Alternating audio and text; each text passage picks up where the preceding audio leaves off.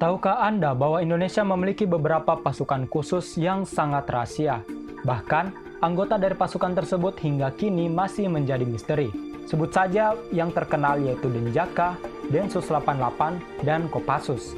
Tapi tahukah kalian, ternyata Indonesia memiliki satu pasukan khusus yang paling misterius dan dijuluki sebagai rajanya pasukan khusus. Pasukan tersebut tidak lain dan tidak bukan yaitu Detasemen Harimau atau yang biasa dikenal dengan julukan Denharin. Untuk mengenal lebih jauh mengenai Denharin, maka tidak terlepas dengan kaitannya perjuangan Indonesia pada tahun 1945. Pada saat itu, terjadi perlawanan keras yang dilakukan oleh Indonesia di Makassar untuk memukul mundur pasukan Belanda. Dalam perlawanan tersebut terbentuk suatu pasukan dengan julukan Lapris dan berganti nama menjadi Pasukan Harimau Indonesia yang merupakan asal muala terbentuknya Denharin.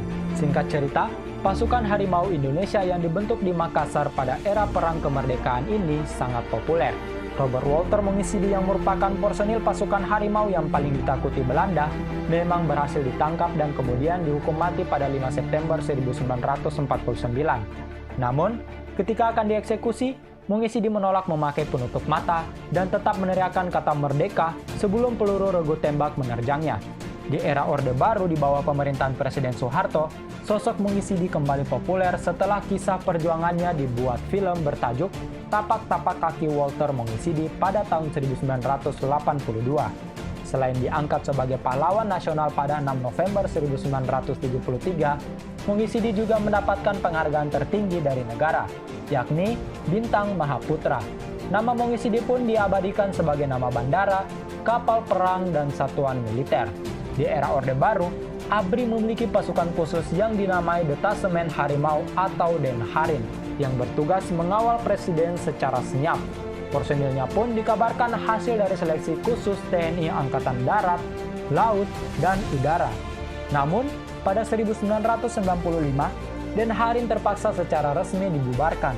Pembubaran Denharin yang secara tiba-tiba dilakukan berkaitan dengan adanya misi untuk menggulingkan Presiden Soeharto. Setelah bubar, identitas para prajurit Denharin tetap dirahasiakan, bahkan hingga saat ini. Meski demikian, mantan anggota Denharin diberi kebebasan untuk melakukan tindakan-tindakan rahasia hingga melakukan pembunuhan pada terduga pengganggu negara. Namun, isu yang beredar pada 1999, satuan ini dikabarkan dibentuk kembali meski tidak diketahui siapa yang melakukannya. Begitu pula dengan maksud dan tujuannya masih menjadi sebuah rahasia. Tapi, keberadaan pasukan super yang dianggap lebih hebat dari Kopassus ini masih gelap dan simpang siur karena tidak adanya bukti yang otentik. Walaupun begitu, sebagian masyarakat masih meyakini bahwa Denharin memang ada. Itulah yang membuat Denharin sampai detik ini masih menjadi sebuah pasukan paling misterius di Indonesia. Jadi, bagaimana pendapat kalian Sobat YouTube? Silahkan memberikan komentar di bawah. Terima kasih telah menonton video yang singkat ini, dan sampai jumpa pada video berikutnya.